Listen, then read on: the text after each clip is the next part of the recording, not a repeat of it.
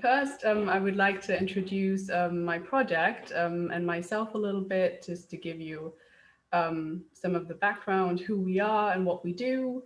So I am based at the Center for Research in the Arts, Social Sciences and Humanities, in short, CRASH.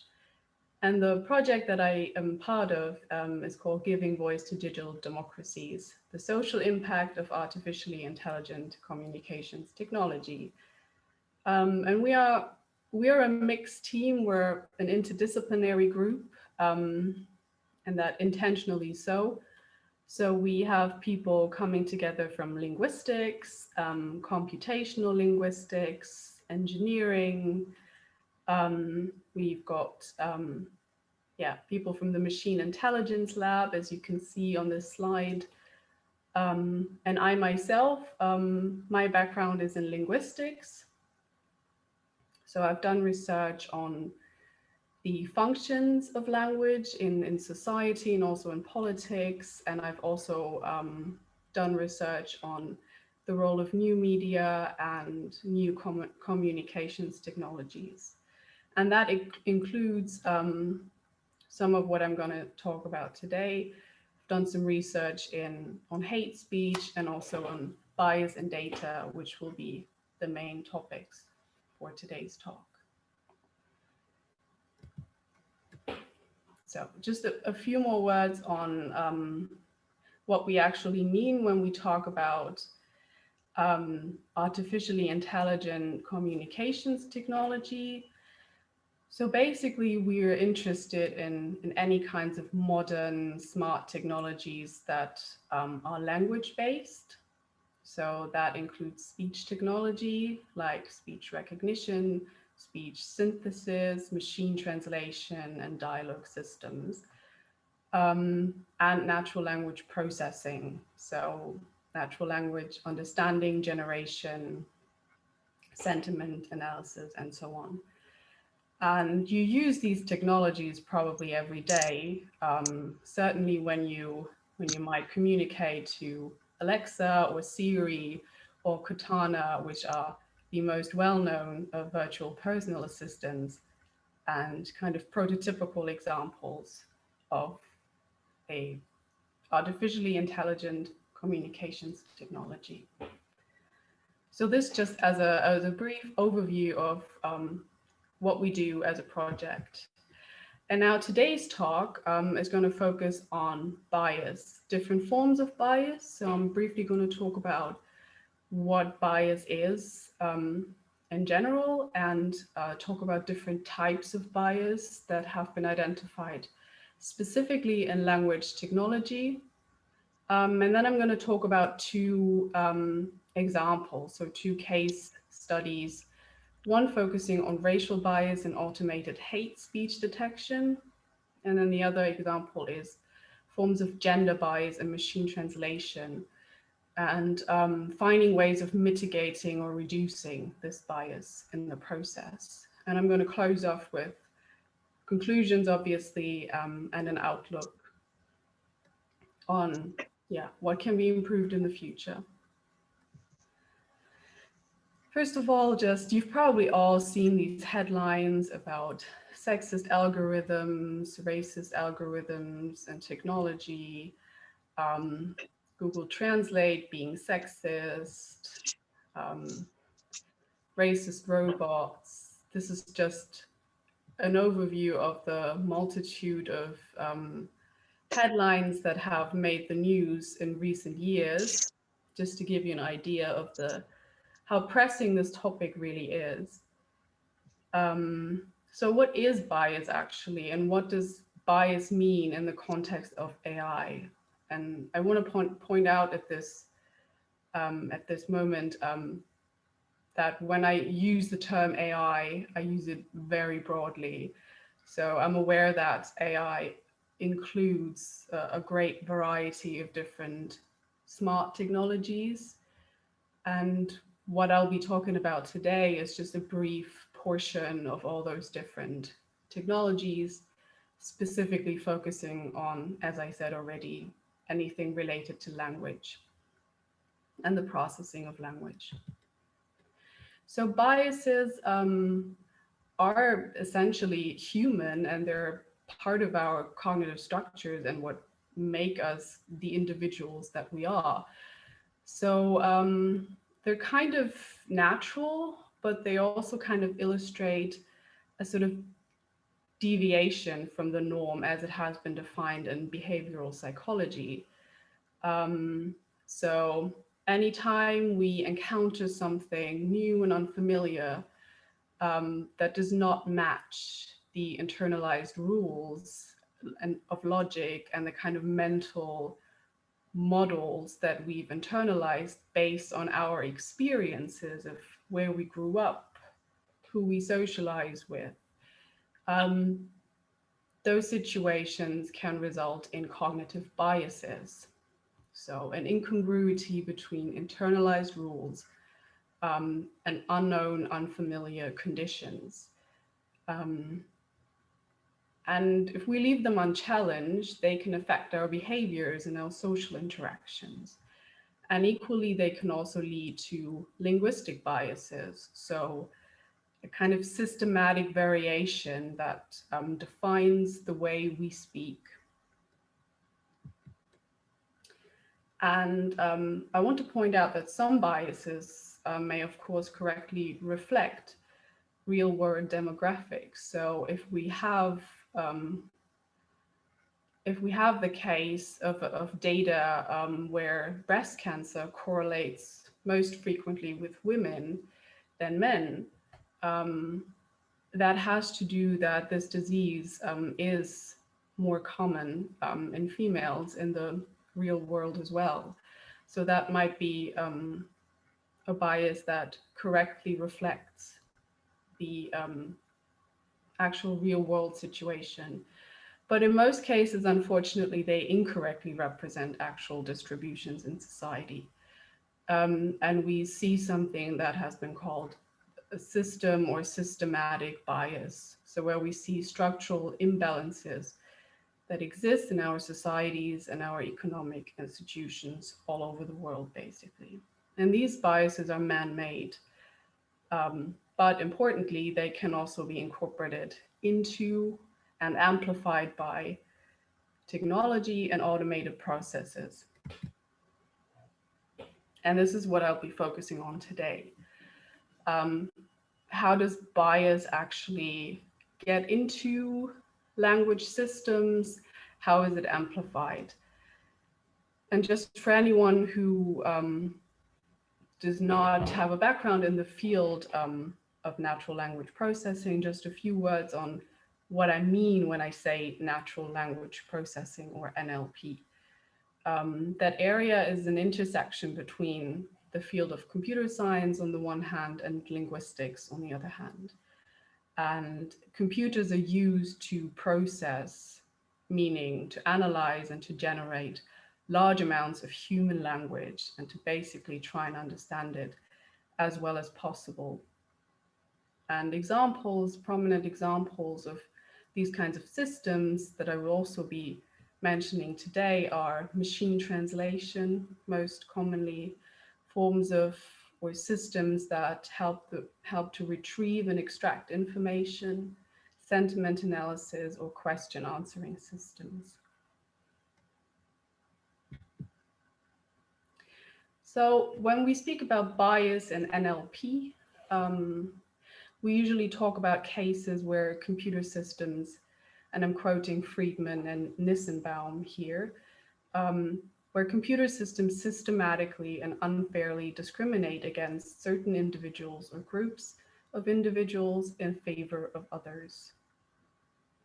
And it is important to point out in this context that these kinds of biases can have a variety of sources. They can take different kinds of shapes and they can occur at different stages in the process of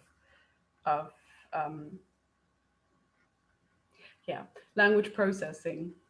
Meaning it can occur at the data level, it can occur at the annotation level, it can be a problem with the model itself. And I will say a few more things about these different types of biases now. So I'm referring here mostly to a publication by Shaw, Schwartz, and Hovey from 2020, who identified 4 types of bias in NLP and in language processing systems. And those 4 types are selection bias, label bias, semantic bias, and model overamplification. And I will just try to explain them briefly so that you understand the different kind of points where bias can occur. So the first type, selection bias, basically occurs at the data level. So this has to do with the data itself. So the most important thing for any language system to work efficiently is the data it is trained on. And so to give you an example we can probably all relate to at the moment is the example of vaccines.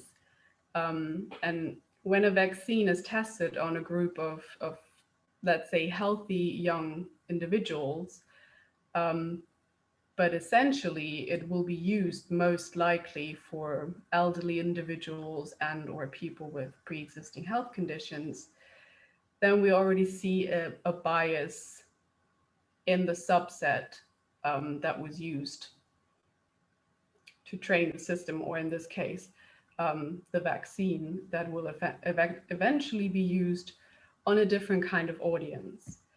And to use an example more related to technology, if a system is trained and tested on, let's say, data that includes only Wikipedia articles, but the task eventually will be that it is used to detect harmful language on Twitter, the text types are so different that the data the system was trained on has very little to do with the data that the system will eventually occur when it is set to work.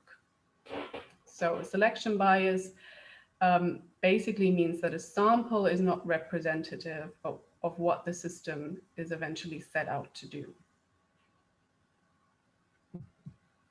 A different kind of bias is label bias, and this occurs at the stage of where the data is annotated. So usually before a system, a language system is trained on a given data set, in a lot of cases, it still requires annotation by humans. So we have a given training data set that is annotated by humans according to different categories. And eventually the system will learn how to categorize different examples just as in the training set. So that makes it easier to recognize certain patterns and to categorize the examples according to these criteria.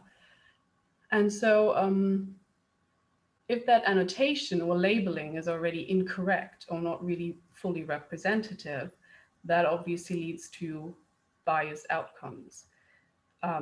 One example is actually what I will talk about in more detail in just a moment, is that of hate speech detection, where phrases or expressions in African American English have been incorrectly classified as offensive or harmful because human annotators are rarely representative of this specific demographic group. And so they're unfamiliar with this kind of dialect or register. And due to that unfamiliarity, they incorrectly label the data. So that leads to bias. Another type of bias is semantic bias, which relates to the representation within the data as well. And that kind of arises from associative relations in the language. So if we have a data set where, let's say, a word like doctor occurs very often in the context of the male pronoun, but only very rarely in the context of the female pronoun, that is a problem of representation and association. So a doctor is associated with male and will not be associated equally with female pronouns. And then finally, what can also happen is that when you already have a biased data set, for example, or you have biased annotation, eventually the language model that will work with the data and process the data can amplify that bias. So here you have the example from a publication by Chao et al. From 2017. If you have a data set where cooking is primarily associated with women, the assumption could be made by the model that just all women cook and men do not cook, which is just a magnification of an already very problematic stereotype. And so this is essentially what can happen when the model amplifies an already existing bias. Okay, moving on to my first case study or example.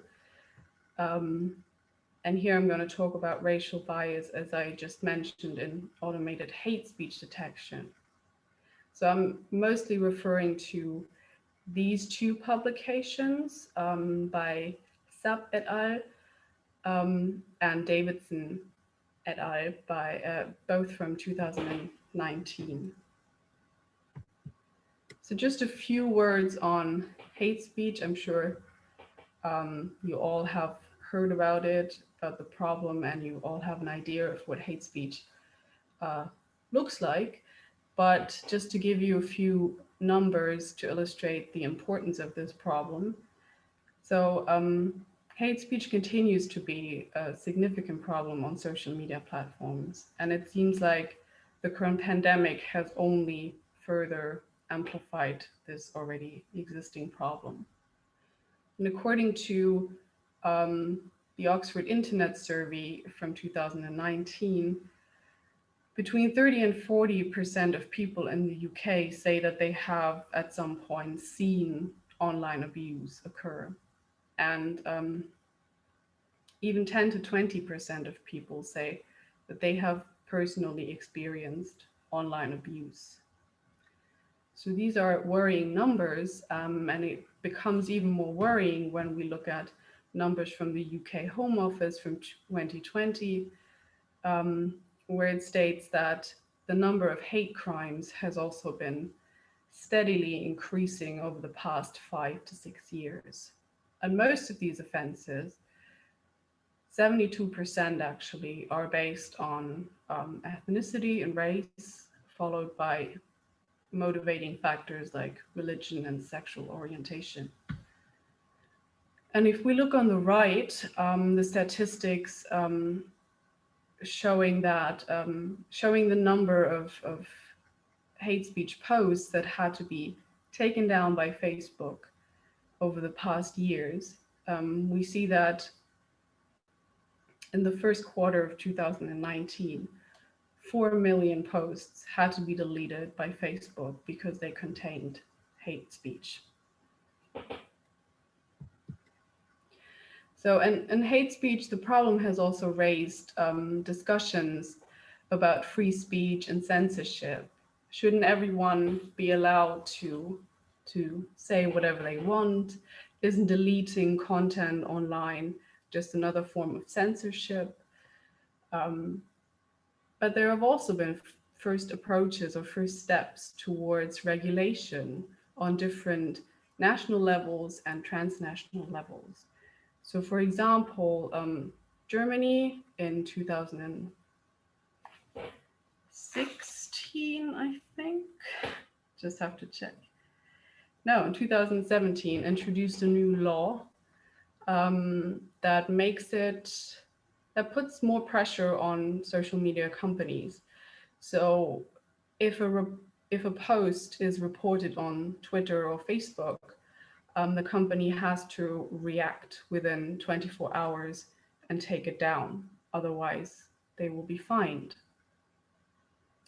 And in the UK, the online harms white paper has been published in 2019. And also at the European level, we have seen the Code of Conduct for Appropriate Behavior online being published in 2017. So we've seen different regulatory approaches, and there are recurring calls for independent watchdogs in different countries. And at the corporate level, we still see that most companies still follow a reactive approach, which basically means, as you can also see in the quote by Mark Zuckerberg on the right-hand side, which was taken from his Senate hearing in 2018, most posts only get taken down once they have been reported by a user. So people need to flag it, and then they will look at it. Content moderators, still mostly humans, will look at it, consider the policies of the company, and then either delete it or not. And as Zuckerberg here also says, he's optimistic that over a 5 to 10 year period, we will have AI tools that can get into some of the nuances, the linguistic nuances of different types of content to be more accurate in flagging things for our systems. But today, we're just not there on that. So, and he's got a point there, because there is still some issues that exist, problems that exist that make a large scale use of automated hate speech detection systems difficult. There are great advances being made, and we've done our own research in this area. We've published a paper on hate speech in 2019 that you can see here, and proposed a quarantining approach, because a lot of these systems actually already have very good accuracy rates. So they work kind of well. But the problems that still exist are that, for example, there is no universal definition of hate speech. And at the same time, depending on which study you look at, you see different kinds of classifications and subtypes of hate speech. So some distinguish between offensive or non-offensive, racist, not racist, anti-Semitic, all these different subtypes that make it difficult to reach kind of a common universal way of categorizing this type of language. And when Mark Zuckerberg talks about the nuances of language, sarcasm and irony are still particularly challenging for humans already, and definitely for language recognition systems. So that is still a great problem, a great concern. And then there is lack of common training data or test data. So there are plenty of studies that exist on hate speech detection, but they all use individual training sets. And then there's the subjective annotation of data, which I want to focus on now. So as I've already mentioned, training data sets still largely need to be annotated by human annotators. And these are mostly found via crowdsourcing, for example, using Amazon Mechanical Turk. These people are qualified as annotators, but usually what they're asked to do is they're given different categories. For example, when they see a post, they have to decide whether it is offensive or not. And that is, of course, a very subjective way of categorizing. Like, what is subjective? What is offensive to me might not necessarily be offensive for someone else. And this has caused significant issues in the context of hate speech detection.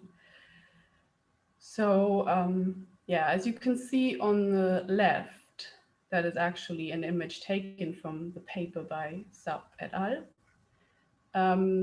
You can see that tweets were incorrectly classified or categorized as toxic because they were, first of all, perceived by an annotator as toxic, and then that was replicated by the language model.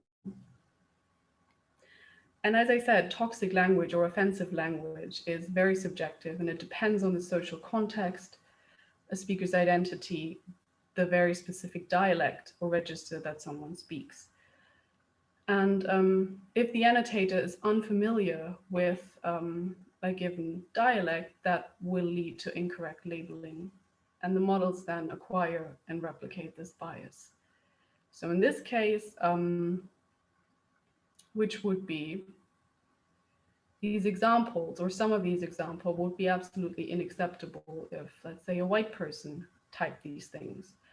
But if someone from the African American community said these things, they would not be toxic or offensive, not necessarily. But also, most annotators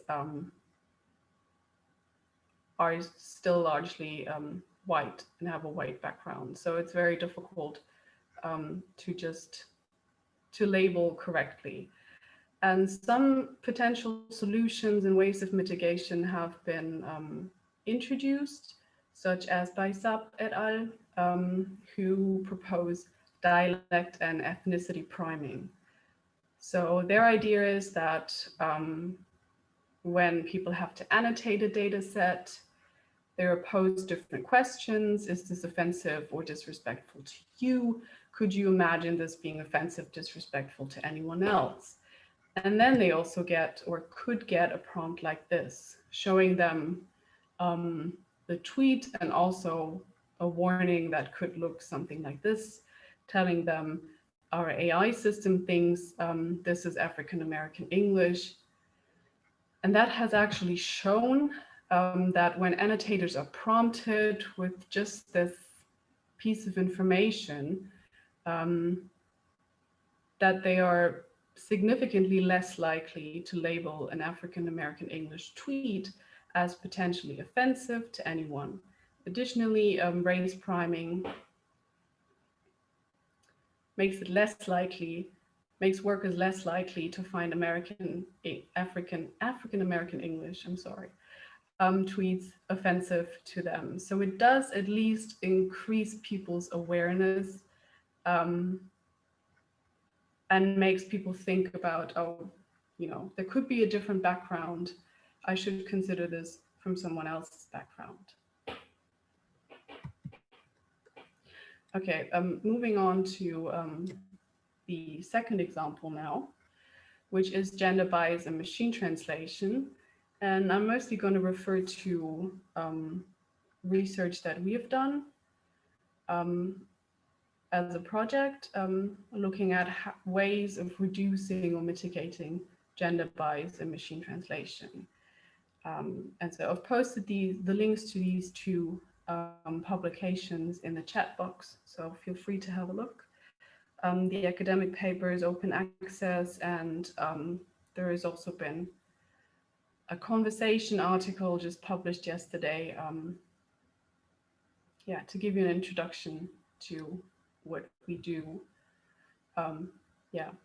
Again, you've probably seen some of these headlines. Google Translate might have a gender problem. The algorithm that helped Google Translate become sexist. Google Translate gender bias pairs he with hardworking and she with lazy. And these are just a few examples. So what has been the problem is that in some cases when translating, or here we even see an example from Apple's autocorrect, when translating from a gender neutral language to English, for example, these systems tend to make assumptions that are very stereotypical, like assuming that by CEO, we are referring to a male. So we can see the male emoji being suggested here and the user being quite appalled by that. Um, and yeah, the same thing here on the right. So Turkish is a gender-less language. I'm going to say a little bit more about what gender means in language in just a moment, but um, Turkish is a genderless language, and if you translate it into English, a choice has to be made. And Google Translate usually, it used to make choices like he is a doctor, just assuming that doctor has to be male. I have to point out that Google is aware of this problem and they have been working on fixing it. And so for a few languages, we are now given choices. So like you can see on the right-hand side, she is a doctor or he is a doctor, so you can decide which translation you prefer. So a few words on grammatical gender, if you're not familiar with this or aware of it.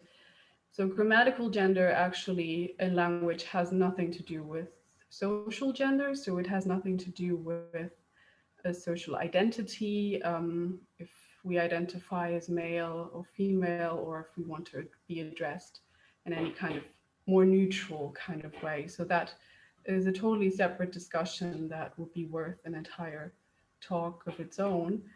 But when we talk about grammatical gender in language, we actually talk about how nouns are categorized in the language.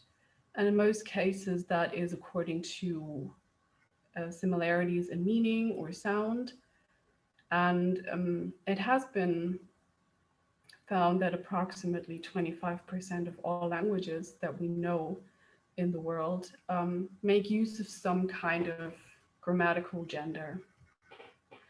And some cases do actually correlate with gender in humans, but not necessarily all of them. So if you look at these examples here from German, we see that the forms for woman and man are actually also, so for the woman, die Frau, it's actually also female in German, and the man, der Mann, is male. But then you have other inanimate entities that are just randomly assigned a grammatical gender, or as I said before, depending on whether they share any similarities in meaning or sound. And I don't want to go through all of the different options of assigning grammatical gender in a language. But just to give you an idea, I suppose the most well-known forms are to distinguish between masculine and feminine, as we know from languages like French, Spanish, and Hindi. But then, or in German, where we have three different cases of grammatical gender, masculine, feminine, and neuter. In some languages, there are even more than three different types of grammatical gender. So it can get quite complex. But then on the other hand, we also have cases like English, which actually does not really have any grammatical gender anymore, except for, of course, gender pronouns and some nouns like actress and actor, where you still have two different forms to choose from. But for the most part, there is no grammatical gender left in English. And then there are cases like Finnish or Hungarian or Turkish, which are completely genderless, meaning that they don't even have gender pronouns. So if you look at this example from Finnish, screenshots of Google Translate, translating these examples from Finnish into English. In Finnish, you have the gender neutral pronoun hen, which is used for both men and women. And in English, it gets translated, or it has to get translated, I guess, into either he or she, or maybe even they. And here we can see Google used to make very stereotypical assumptions, presuming that a doctor is male and a nurse is female. On the other hand, if you try to translate from English into German, You have a similar problem in that a choice has to be made whether doctor is translated into the female or the male form.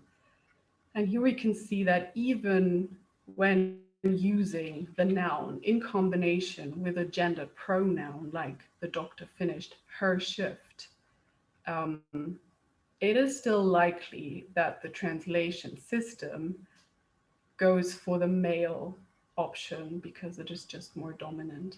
So der Arzt beendete ihre Schicht. The pronoun has been correctly translated, but the noun still has the incorrect gender. And some of these, just to point out, I'm not trying to blame Google here or anything. These cases are very complicated. So if we look at English and a sentence like this, a smart linguist loves his, her, or their books, it would be relatively easy to just make changes to that because you only have one item that you need to change.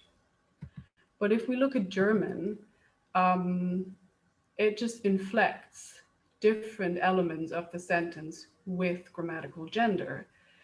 So it's not just one item that we need to consider, but a multitude of different items within the sentence that we need to change. So it's not simple. There are different levels of complexity. Swedish is another example that is relatively easy, a bit like English. And in Sweden, they have actually introduced a gender neutral pronoun in 2015, where previously something like this did not exist. But this is possible in a language like English or Swedish, but would be very difficult to consider in German. It's possible, but it would take a lot more consideration and work. And now looking at our research in more detail, so we tried to think of ways of how to mitigate these biases when they occur in machine translation. And we used a training data set, first of all, that consisted of English and German data. So translated sentences with English being the original language and then translated into German. So the total number of sentence pairs was over 17 million. The data was obtained via Common Crawl, which is a tool that basically just scrapes the internet. So that is important to know because it defines the kind of text types we will encounter. So in this case, we had a lot of formal texts, but also very informal examples in slang. And interestingly, a lot of archaic words because there ended up, like a lot of Bible texts ended up in the data set. And so the first thing we did was we actually wanted to take a more detailed look at the data.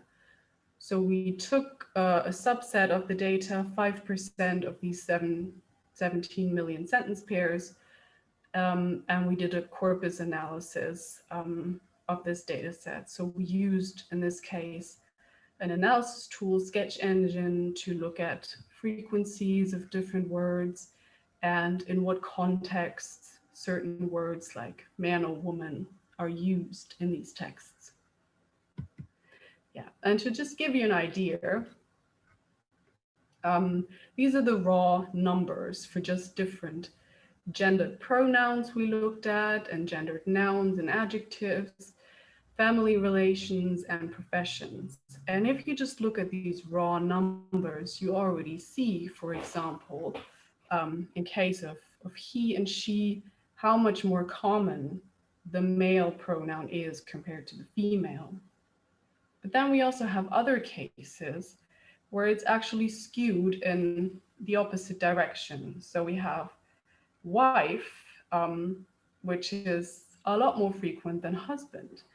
And the same is the case for boy versus girl. So girl being a lot more frequent than boy. And this may actually, or this has a lot to do with the nature of the texts that were included in this corpus. As I mentioned, a lot of Bible texts, which affected the choice of words like wife, but also high numbers of words like his. And girl is actually also an interesting case. When we look in more detail at the contexts in which the word girl was used in the data set, we saw this. So this is just a visual representation of the connections between different words. So the bigger the circles are, the stronger the connection is between girl and that word or construction. So we see that girl is used a lot of the time in contexts like cute, hot, nude, naked, young, charming, beautiful. So gives you an idea of the kind of texts that were also included in this data set, which tends to represent girls in highly sexualized contexts.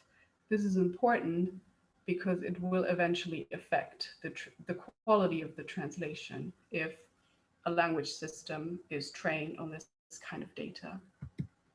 Yeah, I don't want to go into detail on the German part of the corpus because the numbers are basically the same, just with slight variations, which has to do with the differences just in the two languages.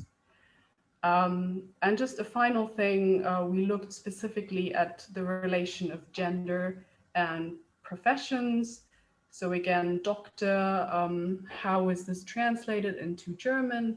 Was the male form chosen or the female? And again, we see that the number for the male choice was way higher than the female counterpart. And this is basically the case for all these professions, which are stereotypically associated with men. And that's also why we chose them, because we wanted to see how is that stereotype represented in the data. And then on the other hand, when we look at something like nurse, which is commonly associated with women, we actually see, although the numbers are generally very low, we still see that they're higher for the female counterpart in the German translation. So what did we try to do now to actually avoid this kind of bias being adopted by the translation system? So, and I have to give credit at this point to a PhD student from the engineering department who did all this work and who set up all the experiments and tested all these different methods. So I want to give credit to Danielle Saunders. I don't know if she's on the talk, but just to say that I did not perform these experiments, so I will not take credit for that. But what we tried were basically two different ways. We tried removing the bias before actually training the system. And then we also tried removing it after the training process. So first, removing the bias before training, it's impossible to remove all biases. So that wasn't the goal, but there are different strategies of reducing most of the bias before actually training the system. One option would be downsampling. So that would mean from the data set, we remove all the data, all the bias data, until we have a balanced ratio of gender terms for both languages. On the other hand, we could also upsample the data. So add as much duplicated data until we have a balanced amount of gender terms, again, in both languages. So we have these two options. And then we have what is called counterfactual augmentation. That means we introduce counterfactual sentences that include the underrepresented gendered terms. So if we say we have in the corpus, he is a doctor, and the German equivalent, er ist ein Arzt. We just create a counterfactual sentence for the female counterpart, like she is a doctor, and the same for German, and add that to the corpus so that in the end, we again end up with a more balanced data set. I'm not going to go into the technical details here, but the results basically showed that there were no significant gains from making these changes prior to training. So it didn't improve the accuracy scores, it didn't improve the quality of the translations. So this kind of turned out to be altogether ineffectual, because we still end up with difficult examples like the plural here. Taken this example, engineers say, which in German is Ingenieure sagen. And the problem is that even if we have the plural here, in German, this is still the masculine form. So there are still quite complicated cases that remain and pose a problem to the translation system. Then the other thing that we tried was removing gender bias after the training process. And here we used the entire data set, so the several millions of sentence pairs. But then, so we trained the translation system on the entire data set, but then in addition, we used a very small gender balanced set of or subset of data to fine tune the system. And we called this tiny because it was really a very tiny data set. And so in this tiny data set, we used basically in total just under 400 sentences. We focused specifically on gendered professions, and every sentence basically had to follow a specific template, as you can see here. The profession finished his or her work, such as the engineer finished her work. So every single translated pair had to follow a structure like that. And the result was basically that this managed to improve the quality of the translation considerably. So here we actually did find notable benefits. And we can see that if we address the bias and adapt the model accordingly with just a small data set, we can actually make a significant change to the accuracy of the model and to the quality of the translation. So this worked particularly well. Now, my conclusions. Basically, I mean, we've seen, and we probably all know that biases are everywhere. Not just in humans, but they're encoded in the technologies that we use. And we saw that they can manifest themselves in different forms and at different stages in the data, in the annotation, and the model itself. But they can also be mitigated.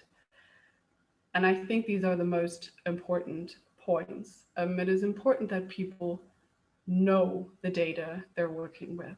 So I know this is difficult because a lot of people who develop these systems and who do the coding, they're not necessarily linguists and they don't have the time to actually look at all their corpora.